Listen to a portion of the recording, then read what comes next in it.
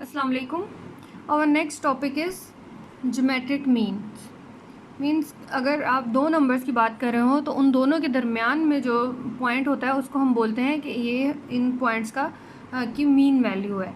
तो अगर हम ज्योमेट्रिक मीन की बात करें तो उसके लिए हम उसकी डेफिनेशन देखते हैं। A number G is said to be a geometric mean between terms A and B if A G B are in geometric progression. ठीक है, ज्योमेट्रिक प्रोग्रेशन का क्या मतलब है कि उनकी जो कॉमन रेशो है जो सीक्वेंस की, वो आंसर जो है उसका सेम आना चाहिए। तो अगर इस तरह से ज्योमेट्रिक प्रोग्रेशन है तो इनके दरम्यान में ये जो नंबर जी है ये ज्योमेट्रिक मीन होगा। और इस ज्योमेट्रिक मीन का फॉर्मूला या इसको हम किस तरीके से लिखते हैं, that is equal to G equal to plus minus square root A B. ठीक है, या अगर आपके पास, ये तो बात होगी अगर आपके पास दो टर्म्स आ रही हैं, अगर आपके पास n जनरल टर्म्स आ जाती हैं, n geometric means between two given numbers a और b आपके पास गिवन नंबर्स हैं, उनके दरमियान n ज्योमेट्रिक मीन्स होते हैं। Means g1 g2 g3 gn geometric means होंगे। तो उसको अगर हमने लिखना है तो वह ऐसे लिखेंगे a g1 g2 g3 so on gn comma b are in the geometric progression.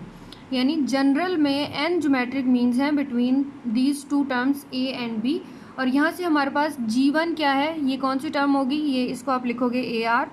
g2 किसके इक्वल होगा ar स्क्वायर, g3 किसके इक्वल होगा ar cube, up to so on gn किसके इक्वल होगा ar है। ठीक है, तो अब हम कुछ क्वेश्चंस देखते हैं कि ज्योमेट्रिक मीन जो है किसी भी सीरीज़ का किस तरीके से कैलकुलेट करते हैं। एग्जाम्पल 1 है, find the geometric mean between 4 and 16। दो नंबर्स गिवन है, इनके दरमियान में ज्योमेट्रिक मीन कैलकुलेट करना है। वो दो नंबर्स के दरमियान में एक ज्योमेट्रिक मीन है तो ये वाला फॉर्मूला यूज़ होगा, G equal to square root plus minus square root A B. A value given है, ए वैल्यू क्या है 4, बी वैल्यू है 16, तो G equal to plus minus square root A B. 4 A की वैल्यू पुट की, B की value put की, simplify किया तो हमारे पास 4 और 16 के बिटवीन जो ज्योमेट्रिक मीन था वो क्या आ गया, प्लस माइनस 8। तो प्लस माइनस 8 आने का क्या मतलब है कि यहाँ से आपके पास दो टाइप की ज्योमेट्रिक सीरीज़ जो है जी ज्योमेट्रिक सीरीज़ बनेंगी। वो किस टाइप की, एक प्लस 8 के साथ ज्योमेट्रिक सीरीज़ बनेगी और जो सेकंड है वो माइनस 8 के साथ जो है वो ज्योमेट्रिक सीरीज़ बनेगी। तो वो किस तरीके से होगी, अगर आप प्लस 8 के साथ पुट करते हो तो ज्योमेट्रिक सीक्वेंस या ज्योमेट्रिक प्रोग्रेशन जो है वो क्या होगा, 4 और 8 आपको गिवन है, 4 और 16 गिवन है, इनके दरमियान का हमने मीन कैलकुलेट किया तो 4 8 16, ये एक ज्योमेट्रिक प्रोग्रेशन या ज्योमेट्रिक सीक्वेंस बन गया। इसी तरह अगर माइनस 8 के साथ देखो तो 4 माइनस 8 16, ये इस तरह से हमारे पास दो टाइप की ज्योमेट्रिक प्रोग्रेशन जो हैं वो बन गए। अब यहाँ से आप इसकी जो कॉमन रेशो है वो भी कैलकुलेट कर सकते हो। कॉमन रेशो कैसे कैलकुलेट करते हैं, अगर ये फर्स्ट ज्योमेट्रिक प्रोग्रेशन में देखें तो यहाँ से क्या आ गया 8/4, आंसर क्या आएगा 2।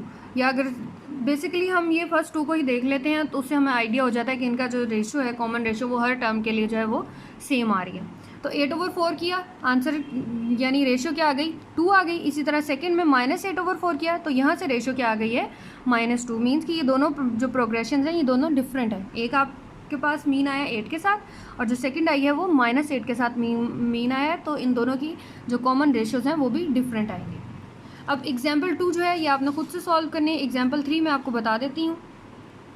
उसमें क्या है, if A B C and D are in geometric progression show that a plus B, B plus C, C plus D are in the geometric progression. ठीक है, अगर सिंपल टर्म्स ज्योमेट्रिक प्रोग्रेशन में है तो अगर हम उनको सम की फॉर्म में लिखें तो वो भी ज्योमेट्रिक प्रोग्रेशन या ज्योमेट्रिक सीक्वेंस ही बनेगा। वो किस तरीके से बनेगा वो हम देख लेते हैं।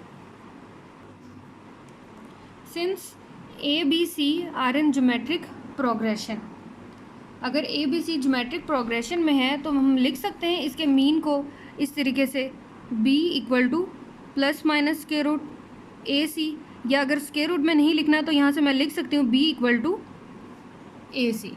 ठीक है, तो यही चीज़ यहाँ लिखी हुई है, since A B C are in geometric progression therefore A C equal to B square and if B C D are in geometric progression so B D equal to C square, ये mean के फॉर्मूले के according. ठीक है, अब यहाँ से मैंने क्या किया है कि multiply both sides of this equation 2 by B.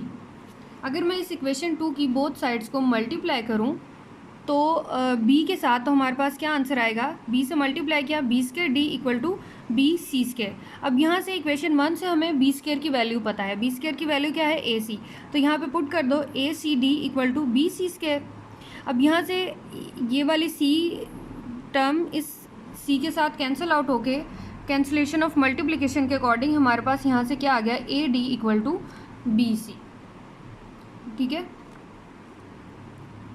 A D equal to B C आ गया। अब नेक्स्ट स्टेप में मैं यहाँ पे क्या कर रही हूँ कि बी सी जो है इसको बोथ साइड्स पे ऐड कर रही हूँ। बी सी को जब बोथ साइड्स पे ऐड किया, नाउ ये ए डी था, इसके साथ यहाँ पे क्या किया plus B C equal to ये बी सी था, इसके साथ भी बी सी को ऐड किया, तो B C plus B C यहाँ से आ गया A D plus B C equal to B C.